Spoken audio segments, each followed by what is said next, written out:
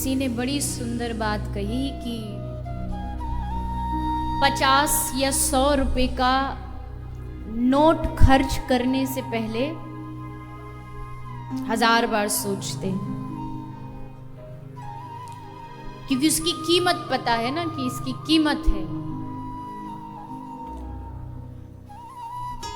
100 का नोट कीचड़ में भी पड़ा हो तो भी उठा लेंगे, लेकिन मानव जीवन की कीमत अभी नहीं पता। इसलिए 100 वर्ष का जो जीवन है उसको ऐसे ही बेकार में ही बिना किसी कारण के ही ऐसे ही लुटाते जा रहे हैं। व्यर्थ कमाई कुछ हो नहीं रही है पर लुटा रहे हैं। अब कमाई नहीं होगी, लुटाते ही रहेंगे तो एक दिन तो बैलेंस खत्म होगा।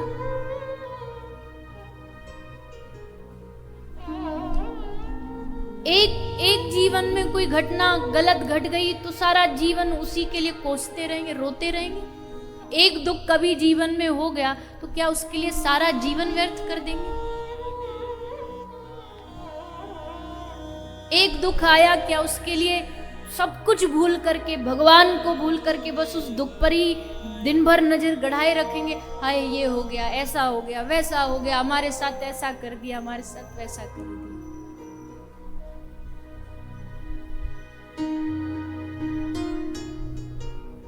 हमारे पास 50,000 रुपए हैं, उसमें से 1,000 खो गया, तो क्या उस 1,000 को पाने के लिए बाकी के जो 49,000 रुपए क्या उनको गवा दोगे उसको ढूंढने के चक्कर में?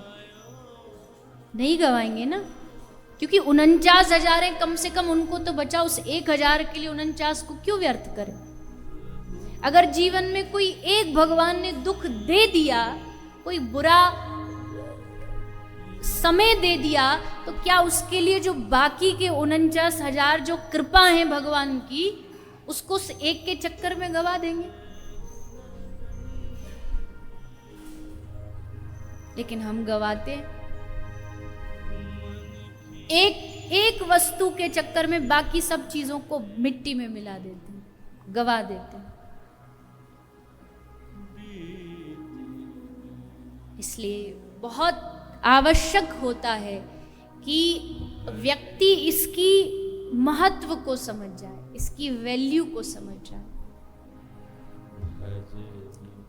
सड़क पर पड़ी हुई अंगूठी घर ले जा करके किसी कोने में फेंक देते हो, 2-10 साल तक भी वो पड़ी रहेगी अलमारी में तो मतलब नहीं, क्योंकि पता है ऐसी सड़क पे बेकार में मिली थी, इसी सुनार को दिखाई भी थी, उसने कह दिया नकली है तो फेंक दी अलमारी में। पर 10 साल बाद जब अलमारी की सफाई कर रहे थे तो एक दिन वो फिर से मिल गई, सोचा मन में एक बार और दिखा लेते हैं, देखने में तो अभी भी बड़ी अच्छी लग रही है।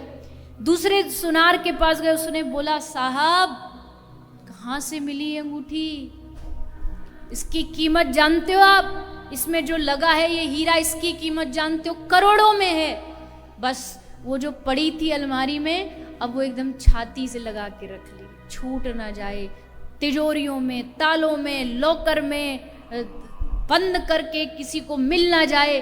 अंगूठी तो वही थी ना जो 10 साल से पड़ी थी आपके पास, पर तब उसकी वैल्यू नहीं पता थी। इस दुनिया में 99% लोगों को अपने मानव शरीर की वैल्यू नहीं पता है, सबके पास, पर उसका महत्व नहीं पता है। कोई 1% लोग ऐसे हैं जिनको पता है कि शरीर की क्या वैल्यू है, इस मानव जीवन की क्या वैल्यू है। और मुझे लगता है उस 1% में से पूर्ण रूपेण तो नहीं, पर कुछ रूप में आप उस 1% लोगों में से हो जिनको सत्संग में भगवान ने लाके उंगली पकड़ के बिठा दिया है कि जान ले तेरे मानव जीवन की कीमत, तू समझ जा। उस 1% में आप हो, सोच के देखिए। आपको इस बात की समझ है कि जीवन में सत्संग जरूरी है, तभी आप दुनिया का काम धंधा छोड़ करके यहां बैठे हो। अब अगर उस 1% में आपको भगवान ने डाल दिया है, तो अब उस 1% से बाहर मत जाना, अब उससे बाहर मत निकलना। अब उस 1% में ऐसे किसी महापुरुष को खोजो, ऐसे किसी महान आत्मा को खोजो जो आपके चित्त में हथौड़ा मार मार के आपकी बुद्धि में ये बात बिठा दे कि तेरा जन्म एकमात्र भगवत प्राप्ति के लिए हुआ है। तू कर संसार का निर्वहन, लेकिन ये मत भूल कि तू इस दुनिया में अपने प्राणाधार, अपनी परम आत्मा, परम चेतना, उस जगदीश से मिलने के लिए आया है।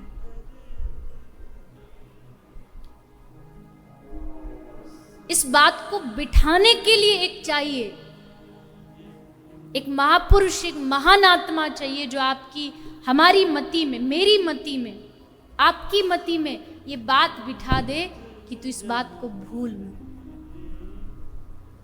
बार बार याद दिलाता रहे उस उद्देश्य को। जैसे आप भूले फिर आपके सर पर सत्संग रूपी एक हथौड़ा मारे और याद दिलाए कि नहीं, भूल मत।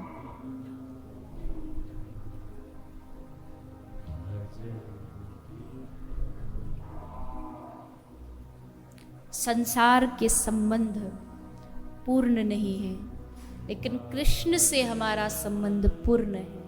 संसार के संबंध नित्य नहीं है, पर कृष्ण के साथ हमारा संबंध नित्य है। माया सगी न तन सगो, सगो न ये संसार, परशुराम या जीव को सगो सुसर्जनहार। माया सगी न तन, माया आज तक किसी की सगी नहीं हुई।